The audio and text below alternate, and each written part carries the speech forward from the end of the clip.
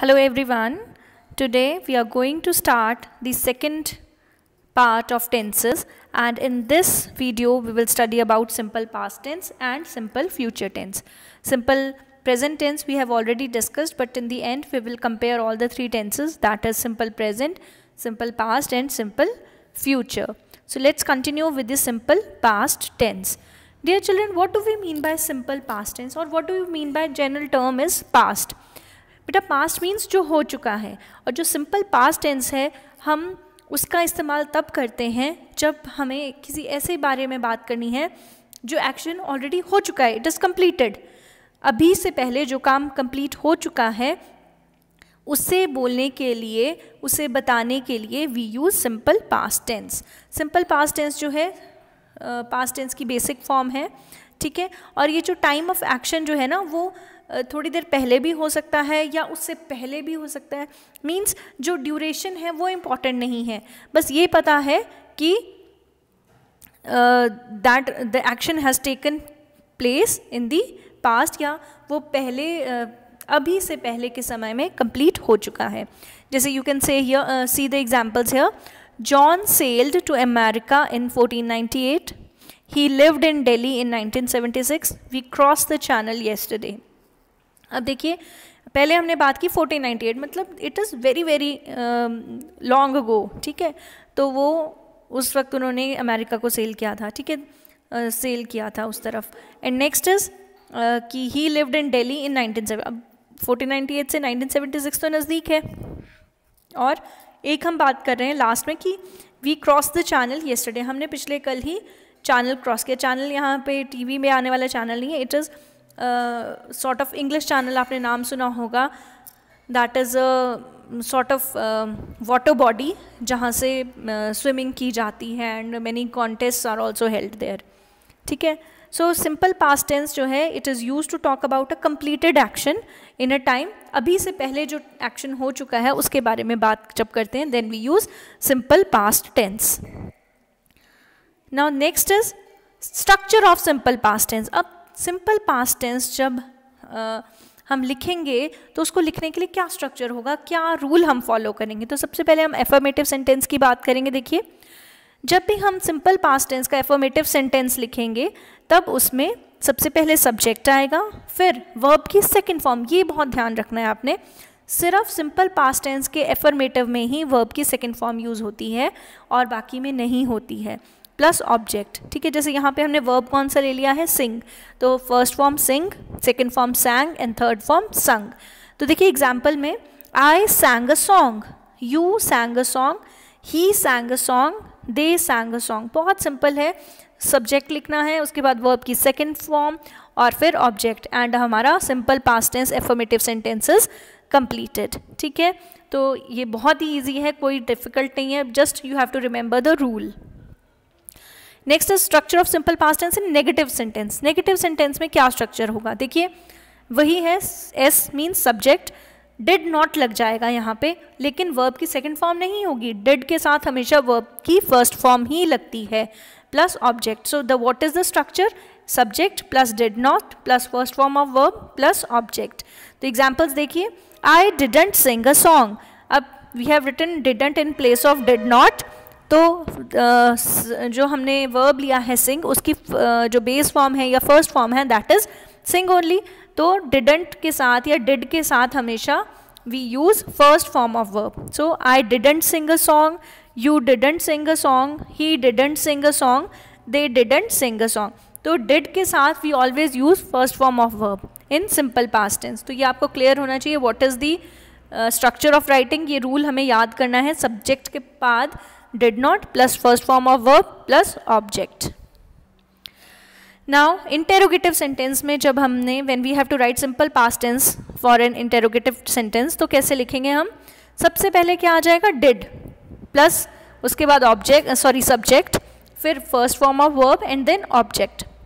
अब यहाँ देखिए, did I sing a song, first form ही रहेगी वर्ब की, ठीक है, और डिड सबसे पहले, और लास्ट में क्या आ जाएगा, क्वेश्चन मार्क. एफर्मेटिव और नेगेटिव सेंटेंस में लास्ट में फुल स्टॉप आता है एंड इंटेरोगेटिव में लास्ट में क्वेश्चन मार्क. तो ये चीज़ आपको ध्यान में रखनी है, ठीक है, तो देखिए यहाँ पर एक कंपैरिजन है एफर्मेटिव और इंटेरोगेटिव का। जैसे यहाँ पर जो वर्ब लिया गया है that is go first sentence में, तो गो की सेकंड फॉर्म क्या होती है, वेंट। तो I went to the supermarket. अब इसका इंटेरोगेटिव जब हमने बनाना है तो कैसे लिखेंगे, did you go to the supermarket, क्योंकि आई की जगह जो सब्जेक्ट है वो चेंज हो गया, क्योंकि उसने बताया और इंटेरोगेटिव में हमने पूछा, तो पूछेंगे किससे, सामने वाले से पूछा। ठीक है, did you go to the supermarket. ठीक है, सो इस तरह से ये कंपैरिजन हो जाता है। ठीक है, next is simple future tense. तो ये तो था बेटा सिंपल पास्ट टेंस। मैं एक बार रिकैपिचुलेट करवा देती हूँ। सिंपल पास्ट टेंस में एफर्मेटिव में सबसे पहले सब्जेक्ट, देन वर्ब की second form and then object. लेकिन नेगेटिव और इंटेरोगेटिव में वी यूज डिड, नेगेटिव में डिड नॉट, और जो हमारा इंटेरोगेटिव है उसमें क्या आता है, इंटेरोगेटिव में डिड आ जाएगा पहले। ठीक है, और इंटेरोगेटिव में लास्ट में क्वेश्चन मार्क एंड नेगेटिव में फुल स्टॉप, लेकिन डिड के साथ हमेशा वर्ब की फर्स्ट फॉर्म आती है। Now let's come to the next one, that is simple future tense. Simple future tense क्या होता है, future means a time later than now, अभी से बाद वाला समय जो है दैट इज फ्यूचर मीन्स क्या होगा, व्हाट विल हैपन। ठीक है, तो that is simple future tense. ठीक है, अब इसका स्ट्रक्चर समझेंगे हम ध्यान से। देखिए सिंपल फ्यूचर टेंस में सबसे पहले एफर्मेटिव सेंटेंस, बहुत इजी है ये भी। सबसे पहले सब्जेक्ट होगा, उसके बाद विल या शैल, फिर वर्ब की first form and then object. अब आप बोलेंगे कि मैम विल कहाँ यूज़ करते हैं, शैल कहाँ यूज़ करते हैं। देखिए बेटा पुराना जो अभी जो हमारी मॉडर्न इंग्लिश है उसमें हम विल का ही इस्तेमाल करते हैं मोस्टली। ठीक है, लेकिन जो हमारी पुरानी जो इंग्लिश थी उसमें शेल का इस्तेमाल भी किया जाता है। अभी भी कहते हैं कि आई और वी के साथ हम शेल का इस्तेमाल कर सकते हैं, लेकिन मॉडर्न इंग्लिश में विल का ही इस्तेमाल किया जाता है ज़्यादातर, और शेल का जो है इस्तेमाल कम किया जाता है। शेल का इस्तेमाल किया जाता है ज़्यादातर इंटेरोगेटिव सेंटेंस में, एफर्मेटिव और नेगेटिव में विल का ही इस्तेमाल किया जाता है।